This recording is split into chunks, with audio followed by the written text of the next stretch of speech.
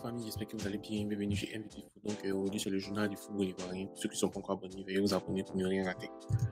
On commence par Sinali Diomandé qui veut vraiment quitter le club de Lyon cet hiver en fait. Donc le défenseur Sinali Diomandé veut voir ailleurs lors du mercato hivernal. Donc il a communiqué à sa direction ses envies de départ et le club ne s'est pas opposé à cette idée.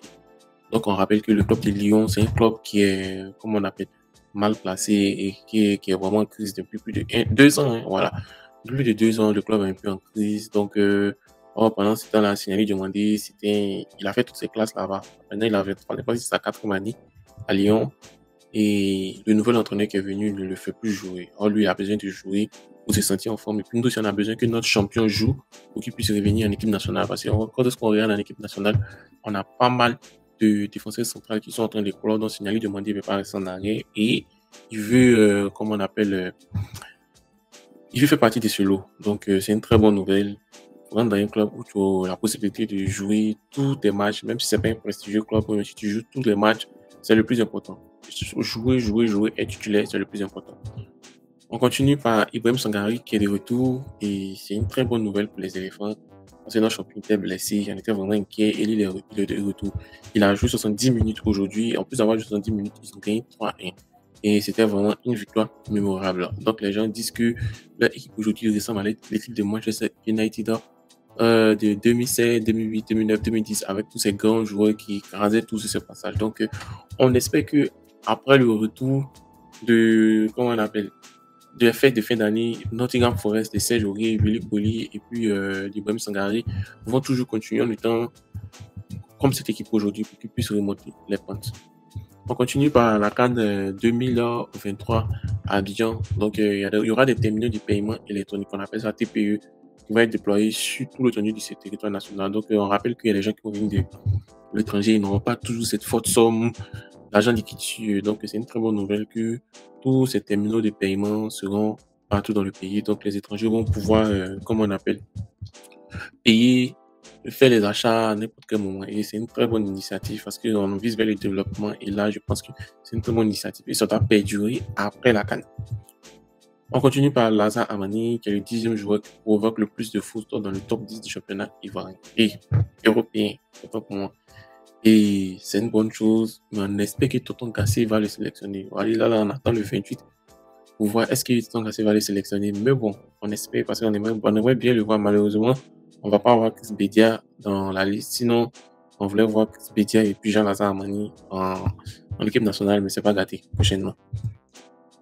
Aussi, il y en a un autre joueur ivoirien qui s'appelle Amad Diallo, notre pépite qui, malheureusement, depuis ces 2 dernières années, se blesse beaucoup. Et Manchester United n'a pas le laisser aller en prêt en hiver. Selon moi, si c'était moi, j'étais Amad Diallo, j'allais dire à Manchester United que je vais quitter le club en fait. Voilà, parce que toujours me faire prêter. C'est du coup n'importe quoi. Donc, je pense que l'idéal pour toi, c'est de trouver un club où tu vas stable, où tu vas évoluer dans ta carrière. Les prêts là ne vont pas t'arranger champion. On continue par la CAF, Confédération africaine de football, qui a procédé le samedi passé au tirage en Égypte de la Coupe d'Afrique des Nations de futsal. Voilà, dans ce cas, on appelle Maracana, ils appellent futsal 2025. Heureusement qu'on a la Côte d'Ivoire, donc on va croiser le Ghana le premier tour. Ensuite, le 2, 3, 4 février, on va croiser le Ghana. Et le 9, 10, 11 février, on va faire encore le Ghana au retour. Donc, on espère qu'on va gagner le Ghana pour ces éliminatoires pour pouvoir avancer. Et puis, on sait que dans les grands joueurs de petits poteaux, et là, tout va bien se passer. On va vraiment les gagner. Concernant la Coupe d'Afrique des Nations, le Maroc, la Tunisie, la Côte d'Ivoire vont dévoiler les listes le 28 décembre. Donc, là, c'est cette liste, on attend Tonton Gassé. Voilà. On attend vraiment pour voir c'est qui vont envoyer à la CAN. S'il a fait les trucs, les gens vont le critiquer. S'il a fait un bon choix aussi, les gens vont l'aduler. Voilà. Donc, nous, les Ivoiriens, on attend le 28 ans. J'ai dit, il reste combien de jours? Il reste 2 jours. Hein. Voilà. Donc, dans 2 jours, on va voir la liste des éléphants.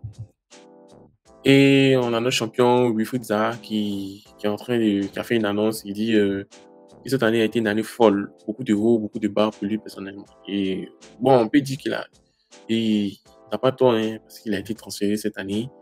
Il est allé dans son club de tout le cœur, Crystal Palace. Il a dû quitter son club de son cœur. Il est venu à, comment on appelle, Galatasaray. Ils ont joué. Il était vraiment en forme.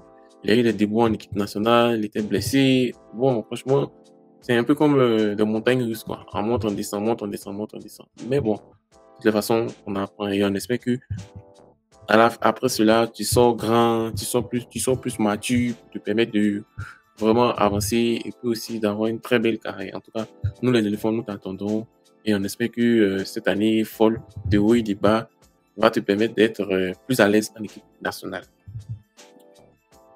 On a Islam Slimani, c'est un attaquant algérien qui dit pour lui les favoris de la CAN, c'est le Maroc, l'Égypte et la Côte d'Ivoire. Or, hier, il avait fait une vidéo où il y a un de ses coéquipiers, Youssef Belaïli, qui dit que ils viennent en Côte d'Ivoire pour gagner, donc ils espèrent que non, la pelouse ne va pas être dégradée. Voilà, lui aussi qui veut venir, qui dit que non, l'Algérie n'est pas favorite. Chacun joue à faire des modesties. Voilà, donc on espère, mais nous, la Côte d'Ivoire, nous, on dit que nous sommes favoris. Nous, on joue pas à modestie. Nous sommes chez nous, nous sommes favoris et on va vous gagner. Donc, il n'y a pas fait de modestie.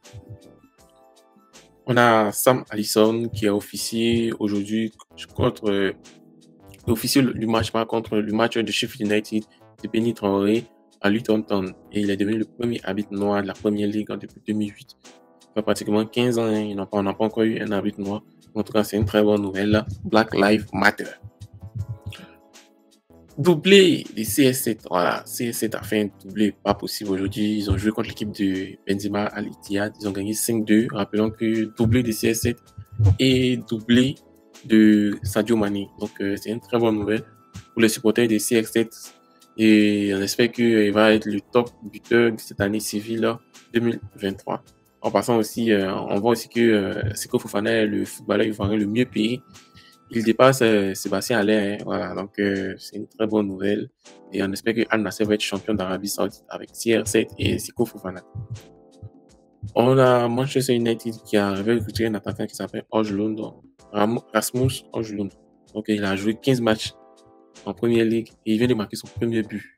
Puis là, ils ont marqué contre qui? Ils ont marqué contre Aston Villa. Ils ont gagné 3-2. Rappelons que Aston Villa, c'est l'équipe actuellement qui est vraiment, vraiment en forme en Première Ligue. Et battre Aston Villa, c'est pour montrer que Manchester United a des ressources. Mais l'étincelle n'est pas encore venue. La formule magique pour faire décoller cette équipe n'est pas encore venue. On espère que les supporters de Manchester United vont être patients et on espère en 2024 que cette équipe va vraiment décoller comme le Manchester United d'avant. Donc, chers amis, merci pour d'avoir regardé cette vidéo. Rendez-vous demain pour une nouvelle vidéo. On espère que vous allez passer une très bonne journée et à demain.